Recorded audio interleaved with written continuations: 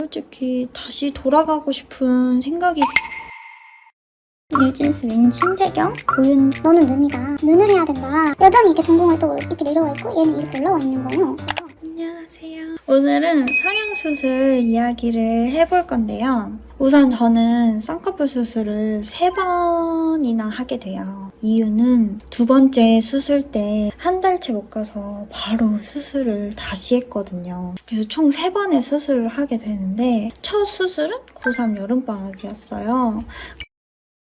그때는 사실 코 상담하러 갔었거든요. 근데 거기 실장님께서 너는 눈이다. 눈을 해야 된다. 라고 말씀을 하셔가지고 엄청난 강권이 있으셔서 코 말고 눈을 꼭 해야 된다고 그렇게 말씀을 하시고 또 그 원장님이 눈을 정말 잘하신다고 하셨어요. 그래서 코 말고 쌍꺼풀 수술을 하게 돼요. 그렇게 해서 갓 20살이 된 저는 아주 예쁜 눈을 가지고 이제 클럽도 가고 남자친구도 만나고 그런 예쁜 세월을 보냈어요. 그러다가 2019년도에 저는 두 번째 수술을 하게 되는데요. 그 수술이 지금 생각해보면 좀 생각 없이 했던 것 같아요. 어떤 인플루언서 분인데 완전한 인플루언서는 아니셨던 것 같아요. 제가 그냥 되게 예쁘다, 일반인인데 되게 예쁘다 하고 그냥 염탐 정도 하시는 분이었는데 그분이 모 병원에 디트임이 정말 잘한다고 추천을 하시더라고요. 그래서 그분 얼굴이 정말 예뻤으니까 한마디 하나로 저는 그 병원을 선택하게 돼요. 그래서 상담하러 갔는데 제가 첫 수술했던 그 라인이 아웃라인이었거든요. 그래서 이것을 인 아웃라인으로 하고 싶다라고 말씀을 드렸더니 그럼 그렇게 하고 디트임까지 플러스해서 같이 하자 이렇게 말씀해 주시더라고요. 같이 하는 게 좋다고. 그래서 긴 밑트임, 쌍꺼풀 수술 이렇게 두 가지를 하게 됩니다. 사실 쌍꺼풀 수술은 왜 플러스를 했냐면 제가 절개임에도 불구하고 한쪽이 좀 주저앉았다고 해야 되나? 워낙 짝눈이 심해서 교정하려고 눈매 교정과 절개를 했거든요. 첫 수술임에도 불구하고. 근데도 풀린 거예요. 예전에 생겼던 그 겹주름이 생기는 거예요. 그래서 이것을 같이 하면 좋겠다 생각을 하고 같이 하게 됩니다. 각자 선생님이 달랐어요. 눈은 다른 원장님, 밑트임은 또 다른 원장님이어가지고 사실 쌍꺼풀 수술은 눈을 떴다 감았다 해야 되잖아요. 그래서 그 마취 된 채로 수술대에 돌아다니면서 수술했던 기억이 나요. 그래서 거의 밑트임은 맨정신이었던 것 같아요. 그래서 그 마지막에 국소 마취를 한 번 더 해주셨어요. 이렇게 총 3번의 실밥을 풀러 가요. 제가 그때 당시 일산에서 살았고 차가 없어서 좀 가기 힘들었었어요. 그런데 하여튼 그렇게 총 3번의 실밥을 푸는데 첫 번째 실밥을 풀었던 건 쌍꺼풀이겠죠? 근데 풀었는데 뭔가 짝짝이인 느낌이 강한 거예요. 그래서 약간 느낌이 저는 짝짝이인 것 같다 이렇게 말하니까 붓기 때문이래요. 저도 일주일밖에 안 됐으니까 당연히 붓기겠거니 하고 넘어갔는데 이틀 뒤에 다시 또 실밥을 pu래요. 그때 당시 일산에서 거주를 하고 있어서 강남까지 가야 한다는 부담감에 저 그냥 실밥을 미리 뽑거나 아니면 뒷 밑트임 실밥 한번 풀 때 같이 해도 되나요? 했는데 덧날 가능성이 있기 때문에 시기에 맞춰서 해주시는 게 좋다라고 퇴근하자마자 바로 달려가고 막 그랬었어요. 그래서 팀도 이제 실밥을 풀었죠. 근데 이 왼쪽 얼굴에 언더 속눈썹이 이렇게 동공에 닿아서 간질간질하고 불편한 거예요. 그래서 제가 이건 거슬린다 라고 여쭤봤더니 이거는 모두가 겪고 있는 정상적인 붓기입니다. 그래서 알겠다고 하고 3번째 실밥을 뽑으러 또 갑니다. 이렇게 2주가 지나고 3주가 지났는데 이제 조금 어느 정도 보일 거라고 생각을 해요. 아무리 한 달 살이지만 그래도 어느 정도는 보이잖아요. 여기서 더 빠질 건 알지만. 근데 여전히 짝짝이와 그리고 여전히 이렇게 동공을 또 이렇게 하는 거예요. 근데 여기는 또 정상적으로 이렇게 내려와 있고 얘는 이렇게 올라와 있는 거예요. 그래서 제가 다시 또 성형외과에 방문을 해서 불편한 점을 이야기를 해요. 그랬더니 모두 인정을 하셨어요. 원장님 두 분께서. 쌍꺼풀 라인이 다르다는 것을 인정하셨고 여기에 동공이 이렇게 찌르고 있다는 거를 인정을 하셨어요. 재수술을 원한다고 하니 무료로 해주기로 하셨어요.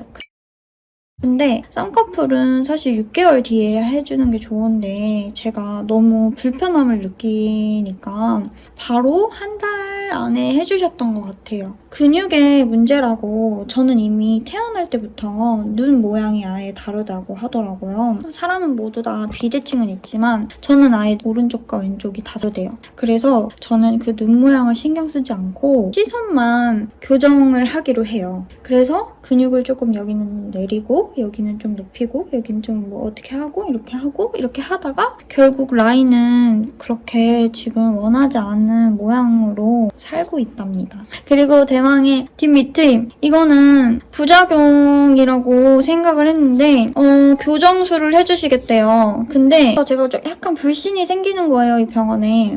그래서 이거 교정술 하게 되면 제가 또 병원을 방문하는 경우가 있을까요? 라고 여쭤봤더니 이렇게 교정술을 한 사례는 있지만 다시 2번 이상 오지 않았다 이렇게 말씀하시더라고요. 이 교정술의 방법은 실로 이렇게 묶어서 당기는 거예요. 속눈썹이 이렇게 된 게 이렇게 내려오도록 이거를 6개월 뒤에 하게 돼요. 그래서 저는 6개월 동안 계속 여기 깎거나 뽑거나 이렇게 불편하게 지내게 돼요. 근데 교정술을 해도 여전히 불편함을 겪어서 미루다가 안과를 방문했는데 이게 안검내반이라는 진단을 받게 돼요. 근데 다행히도 보험 처리가 가능한 것이라서 수술을 했습니다. 아직 여기 보시면 조금 줄이 쳐져 있는 게 보이실 거예요. 진짜 사실 솔직히 너무너무 다시 돌아가고 싶은 생각이 엄청 많이 들었어요. 고생도 너무 많이 했고 출퇴근을 하면서 그 병원에 간다는 그런 것도 그랬고 지금의 성격이었으면 사실 조금 항의를 했을 것 같은데 그때는 그래 그런가 보다 하고 넘어갔던 사례들이에요. 눈은 사실 또 하고 싶은 생각은 드는데 무한 반복일까봐 약간 미루고 있어요, 이것도. 저는 눈밑 지방 재배치를 생각하고 있어요. 그리고 드디어 대망의 10년째 미뤄왔던 수술을 하게 돼요. 한 2년 정도 다 돼가네요. 일단 코 모양은 남자 코를 원했어요. 약간 둥글고 콧대가 약간 넓고 이민호 같은 코 있잖아요. 그런 코를 원했어요. 근데 뼈도 깎아야 되고 그리고 비중격, 뭐 비염도 있고 등등 이것만큼은 좀 제대로 알아보고 가자 해서 인터넷보다는 입소문 난 곳이 좋을 거라는 생각이 들어서 주변에 코 수술한 남자 있어? 이렇게 물어봤던 것 같아요. 그래서 어느 날 제 친구 생일 파티에 가요. 친구가 유학생이라서 약간 미국식 파티였었어요. 거기서 남자분의 코가 되게 예쁜 거예요.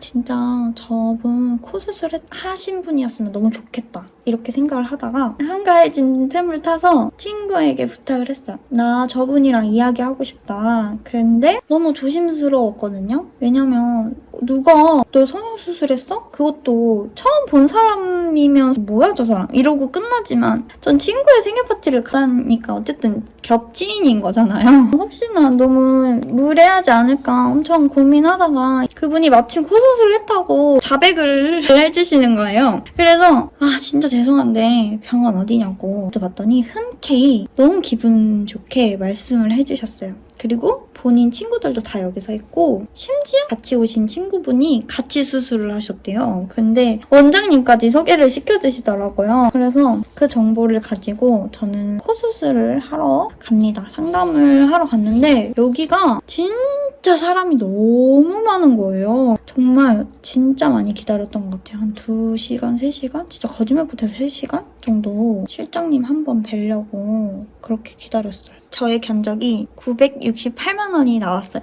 근데 저는 어차피 이 가격은 아닐 거라고 속으로 생각하고 있었거든요. 이미 저는 가격을 살짝 알고 갔어요. 다들 500만 원대나 600만 원대 하셨더라고요. 그래서 뭐 그 정도 하겠지 하고, 근데 실장님이 그러셨는데 저는 뭐 남들 2-3개 할 거 전 5개를 하게 돼요. 기준격, 비염, 매부리, 뭐 연고를 써야 되는데 기증력 쓰셔도 되고 뭐 자가 쓰셔도 되는데 어떻게 하실래요? 금액은 똑같아요. 이렇게 말씀하시는 거예요. 저는 부작용을 잘 겪는 사람이에요. 이왕이면 내 거 쓸 수 있으면 내 거 쓰고 싶다 해서 저는 자가늑을 선택해요. 제가 원하는 코 사진을 많이 가져갔는데요. 뉴진스 윈지랑 신세경, 고윤정, 그리고 많은 인플루언서 분들 코를 가져왔어요. 근데 원장님이 이건 다 다른 코다. 본인이 원하는 사진 3장만 추려라 해서 신세경이랑 앞모습은 고윤정처럼 해달라고 했는데 전혀 그런 느낌이 없죠. 그래서 말로 설명을 드렸던 건 비주를 살렸고 매부리는 치고 좀 이렇게 두껍게 해주세요 이렇게 했고, 그러다 보니까 웃으면은 이 비주가 단단해서 약간 화살꽃처럼 이렇게 돼요.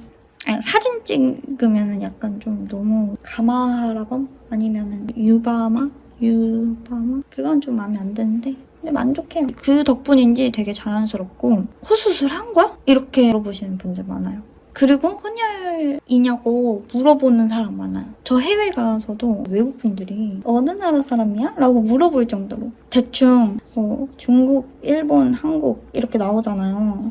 근데 저는 아예 어디 나라 사람이냐고 물어보는. 이제 수술은 여기서 끝난 것 같아요. 그리고 시술이 있는데요. 저는 주기적으로 하는 시술이 있어요. 바로 다한증 보톡스예요. 손발에 땀이 너무 많이 나는 거예요. 그래서 처음에는 제우민 수입을 맞았는데 그것도 여름에 맞아서 그런지 얼마 못 가는 거예요. 이럴 거면은 그냥 국산을 맞자 해가지고, 그리고 저는 아픈 게 싫어가지고 수면으로 하거든요. 그래서 같이 잘 때 주사 시술을 해요.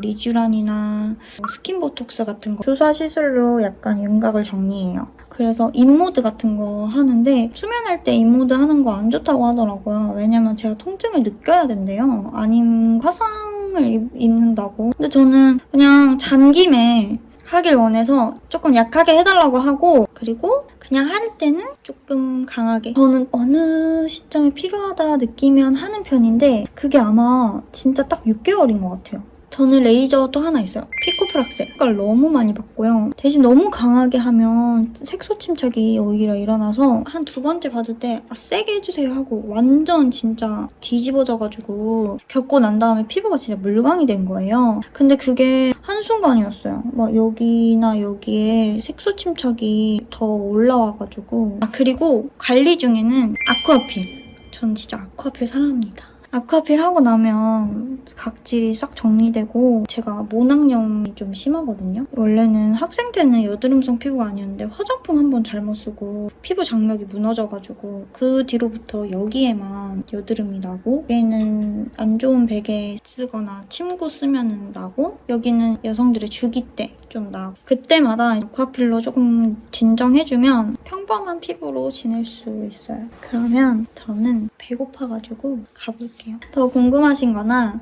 아니면 좀 추천해주신 레이저나 이런 거 있으시면 댓글 부탁드리고요. 전 가볼게요.